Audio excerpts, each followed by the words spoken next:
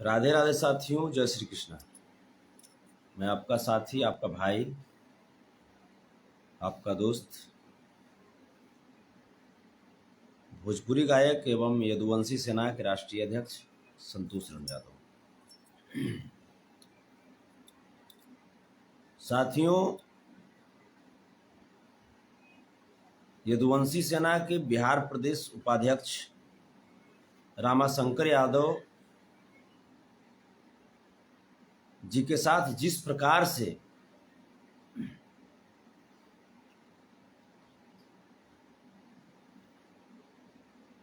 हत्या के इरादे से हमला किया गया, इसको एक पॉलिटिकल रंग में रंगने की कोशिश की जा रही है। इस घटने को तमाम जो राजपूत बिरादरी के जो लोग हैं वो कोशिश कर रहे हैं कि इस घटने को कैसे पॉलिटिकल रंग दे दें, इस मुद्दे को कैसे डाइवर्ट कर दें। तमाम लोग बड़े बड़े जो जिनको बोला जाता है कि उस क्षेत्र में राजपूत समाज का एक बड़ा ओहदा माना जाता है जिनको, अब वो लोग इसमें शामिल हो गए।